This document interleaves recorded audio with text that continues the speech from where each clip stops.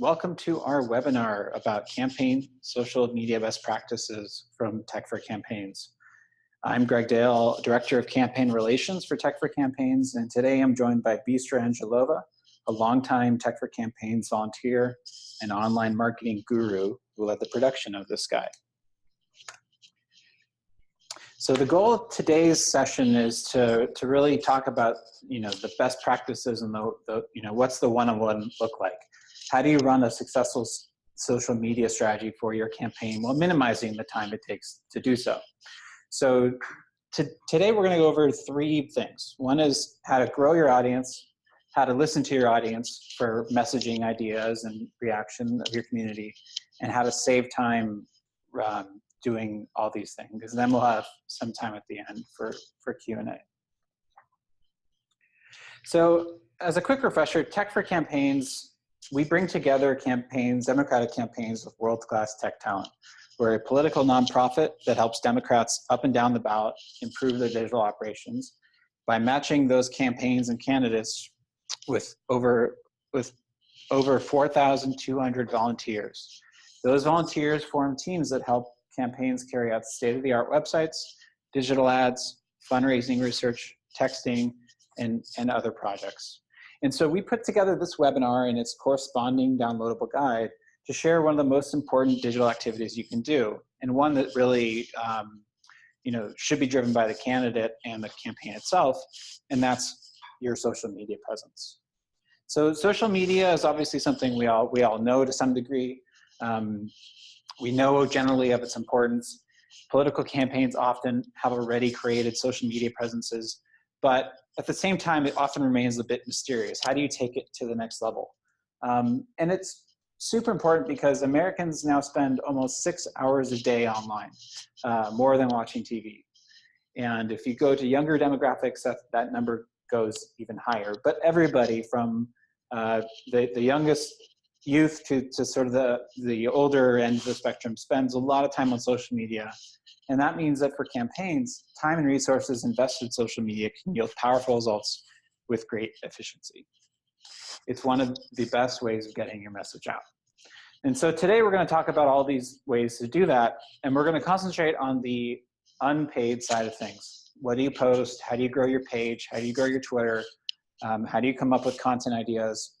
Not so much the advertising side, although we'll touch on that very, very briefly. Tech for Campaigns helps lots of campaigns with the advertising side of digital, but it's kind of its own other world. And so today there's enough to talk about just on the organic, unpaid side of things. So there's three goals for us about why campaigns should use social media. And the first one that you want to accomplish is just growth. You want to grow the base of your supporters. You want to grow the number of people that are following your campaign's page so that more people are seeing your content, seeing your message. And once you have those people in your world on social media, you want to engage in awareness and persuasion, same as many other traditional political channels. You want to engage those people with content, keep the election and the candidate top of mind, and engage with them emotionally so that they want to vote. And finally, when it comes to the right time, you want to get out the vote. You want to use social media to remind your voters where, how, and when they can vote, and do so as often as you can until election day is over. So one of the big questions we always get is, what social media channels should I post on? And it really comes down to how much time and what your district looks like. Facebook and Twitter are musts. Every candidate must have a Facebook page. Every candidate should have a Twitter page. Facebook has a certain demographic to it, and Twitter has a certain demographic to it. Twitter is often where people who are more news junkies, politically active, find their news, while Facebook is a way of reaching a broader audience. So both of those are key for every campaign. Instagram and Snapchat are obviously popular social networks, but they can be their own beasts in themselves and sometimes require their own bit of work. And so Instagram, we suggest if your district has many voters under 30, as more than half of online 18 to 29-year-olds use Instagram. And Snapchat it's really, if you're in a very young district, that you want to invest in that channel. 85% of their users are between 18 and 34, and it can require its own messaging bent that is only really worth it if that's the composition of the district that you're trying to reach. So Facebook and Twitter, from Tech for Campaigns perspective, are sort of the must-dos for every campaign. But if your district is particularly young, you want to look into Instagram and perhaps even Snapchat. So getting started is mostly a series of clear instructions that we've made available in our downloadable guide that we'll send to you after the webinar. But I wanted to call out a couple key things that you want to make sure happen. You want to make sure that you're using an official campaign page that's separate from your personal account and potentially separate from a government account. When you start the page, you want to make sure that you're making full use of every existing list that you have. Email your campaign members, email their friends, email your family, everybody who's ever donated, everyone who's given you their email before, and make sure that they all follow your page. The more people that you have following your page, the more, as Bistro will go over, the higher potential you have for your content to be shared to other people.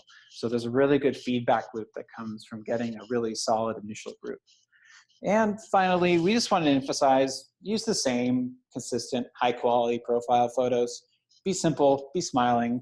You don't want to have it to be too noisy, too much visual information in a photo. A really sort of simple smiling headshot works well. And you want to make sure that you use that same photo across all your social platforms so there's consistency. In addition, there's something called the cover photo.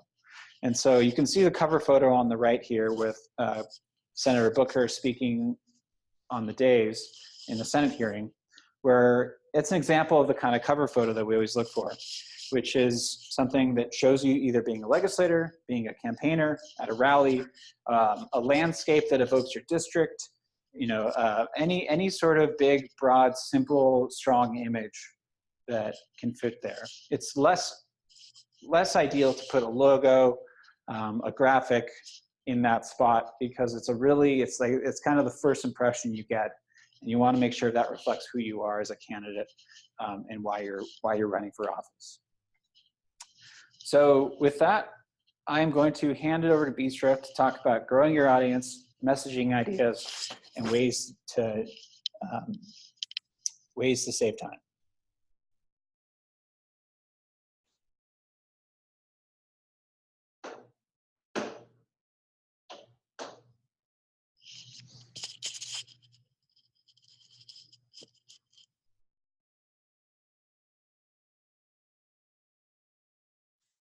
One second. Greg, can you give me access again? Hi, everyone. My name is Bistra, and I'm a longtime volunteer for Tech for Campaigns.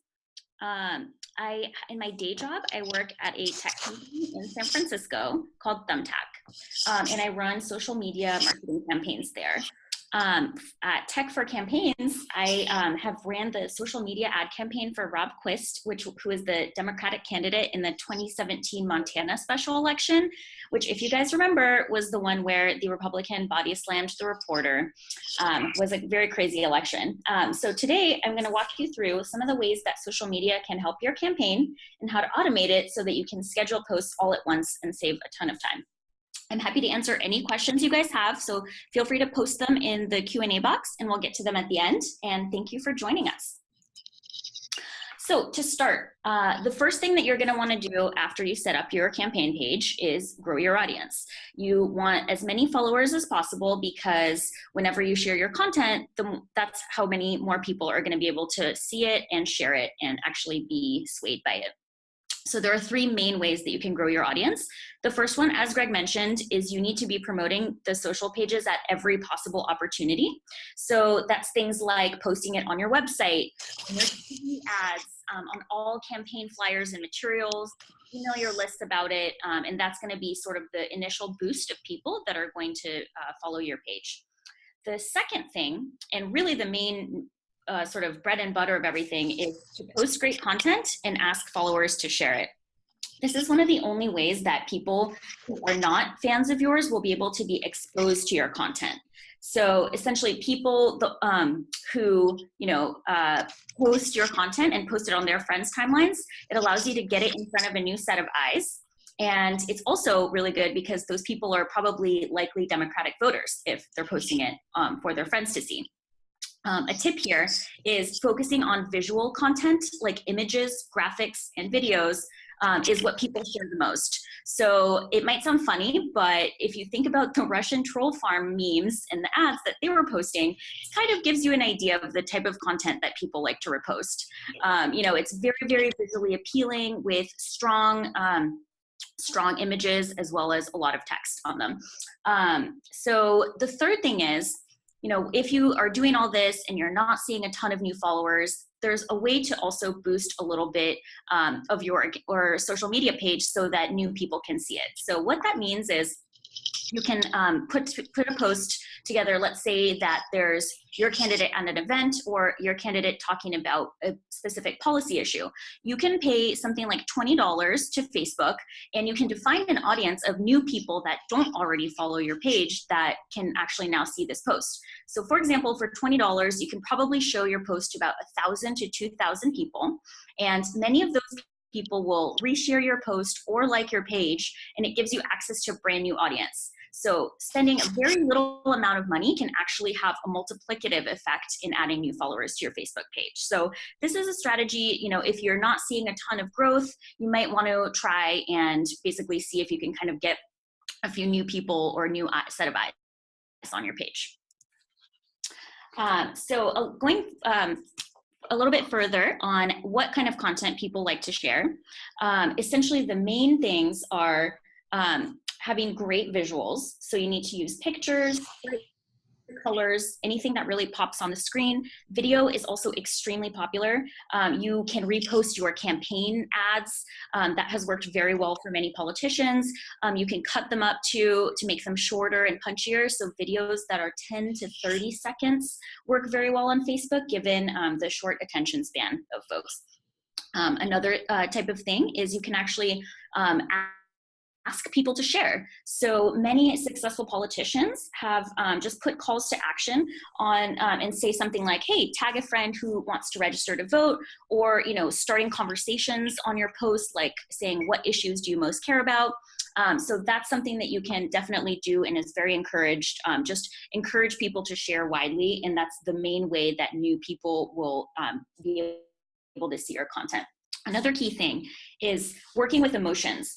So if you post things that make people feel things like hope, joy, or even anger and frustration, those are more likely to be shared because people want to sort of share content that makes them feel something and that they think will make other people feel something. So just keep that in mind as you're thinking through your content.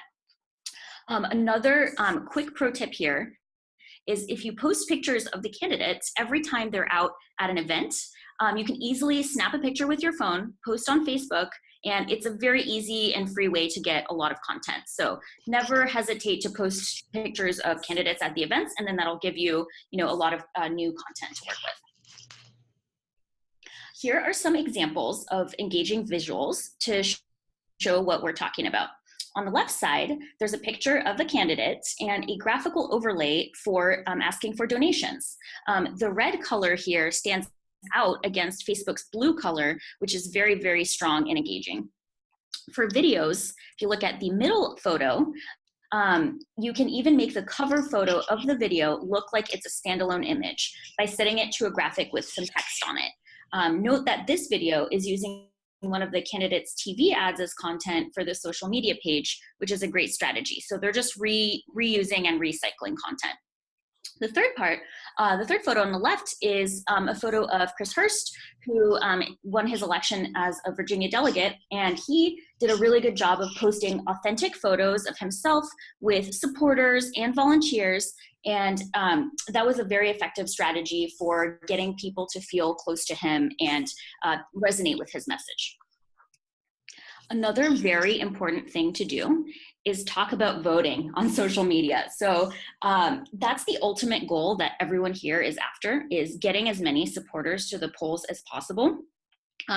So you can use social media as a way to, remind people how to vote, remind people where to vote, tell people to register to vote, and help people find their polling place online. So these 3 examples are posts that that Democratic candidates have put out as ways to amplify the people that are following them and actually get them to take the action that they really care about. So, people a lot of times want to vote, but they don't know where. You can make it very easy for them. You can post links to sites like iwillvote.com, where you can just type in your address and you can find out where you can vote.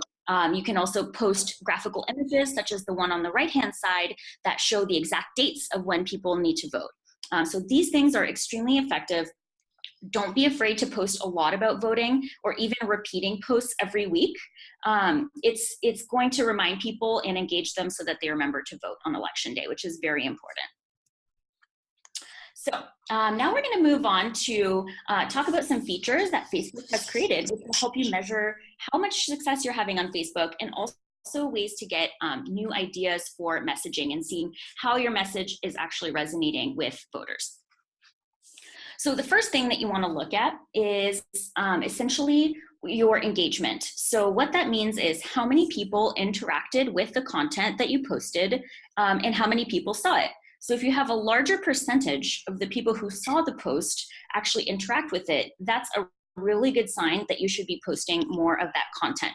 And now you'll probably see that your images and videos get a lot more engagement than a lot of the text-related posts. And that's just a function of how Facebook works, and it will sort of motivate you to post more photos and videos.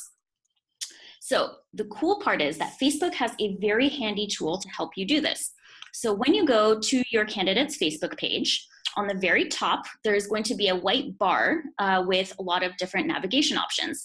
If you click on the Insights tab right there, you can actually go through, and Facebook will show you who is clicking on your posts and what posts are actually getting the most engagement in terms of likes, shares, and comments. So every person has access to, every page administrator has access to this tab on your page, and I would very highly encourage you to go look at it, because it will show you how you're doing versus certain demographics and which posts you should be amplifying more. Another really cool trick that you can do on Facebook is go to the current incumbent in the district's Facebook page. So whether that's your candidate or the current incumbent is someone else, if you go to their page on Facebook, on the left-hand side menu, there is a menu option called District. So what that does is it shows you statistics about what people are posting about in the district and what they care about. So here you can see the top issues in this district are crime, and that is the most talked about issue for all the people in the district. So that should give you some indication that this is what people want to talk about, this is what people care about, and that maybe you should be part of that conversation as well. And Facebook just provides this data for candidates as well as constituents, so definitely take advantage of it. Facebook has a lot of tools that really want to help you figure out what's working and how to do more of it. So I really want to take a quick break to talk about Twitter. We've talked a lot about Facebook, but Twitter is still really important, and I'm going to give you a few key tips on how to run your Twitter page. So candidates, as Greg said, candidates definitely need Twitter accounts. That's where many people who read the news spend time online, and those voters are very important for Democratic candidates. Twitter is mainly different than Facebook in that everything is bite-sized. You have very little room to say anything, only 280 characters, so it should be very short and to the point. You also need to post a little bit more to stay relevant on Twitter, because content goes stale faster since so many people are posting. However, this is made somewhat easier because you can get away with reposting a lot of content and actually not doing too much original content. So what that means is you should be retweeting and resharing posts from other Democratic candidates, Democratic leadership, other politicians, news organizations, and journalists. And the way that you can do this is actually just go into the candidate's account, start following a lot of news organizations and Democratic politicians. And then whenever they tweet out something that the candidate agrees with, you can retweet it.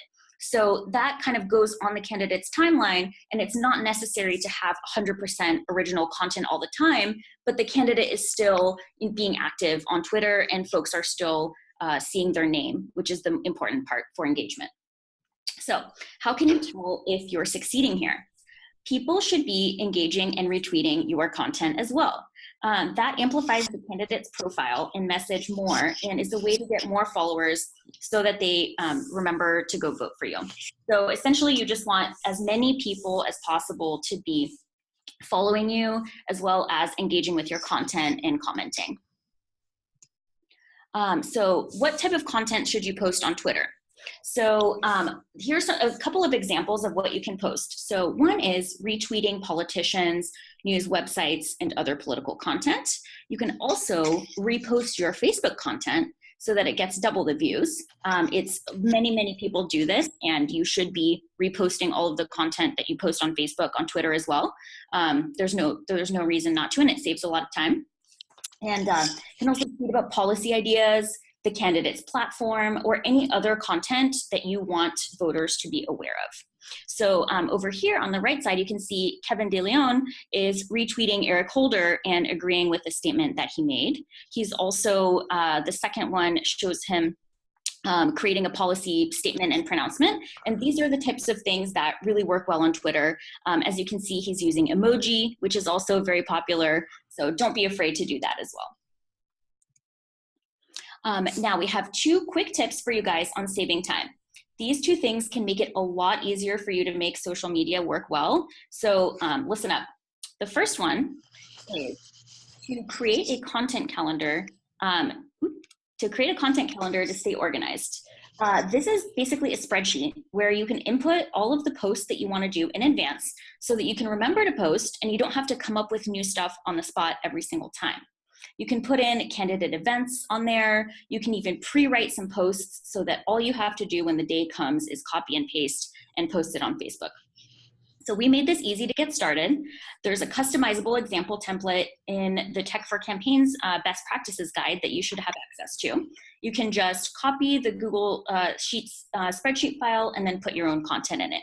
So this is really helpful for sort of trying to plan ahead and not feeling like you need to be coming up with things every single day. If you just pre-plan a little bit, you will be able to create a much more cohesive strategy. Now, the second thing that I'm going to tell you about is really a game changer. There are a couple of free websites that can help you make everything much easier on yourself. These are tools. They're called Hootsuite or Buffer that allow you to schedule posts ahead of time and schedule them to run whenever you want. So if you spend something like 3 to 5 hours at the beginning of every month writing out a lot of content about policy pronouncements, pictures of the candidate, etc., and scheduling it with the tool, you will maximize the engagement for your posts while minimizing the time that you have to spend crafting new posts and remembering to post all the time. These tools are free, so all you have to do is sign up and link your account. This really could be a game changer for you if you don't have a ton of resources. You can basically take posts and schedule them to run once a week. So you don't have to be creating original content every time. You can easily reuse posts. You can also schedule them when people are most likely to be using Facebook the most, such as in the morning, at lunchtime, and in the afternoons and evenings. And even if you're not there posting every single second, you will still be able to increase engagement by having the candidate posts come out all the time. So I would highly recommend trying these tools. If you can kind of do a lot of the pre-work at the beginning of the month and then just have a lot of the posts come out, maybe you can schedule 5 or 10 a day, every day. That will save you a lot of time and just grief thinking about it. Another thing that you can do is save time by posting from your phone. So if you download the Facebook's Page Manager app, you can use it to take photos or videos of the candidates on the go, like at campaign events. And it's very easy to post and understand, get a little bit of insight on who is responding to your posts. And with that, we will open it up to Q&A. And so any questions that you guys have, feel free to type them into the chat box, and we can answer them for you.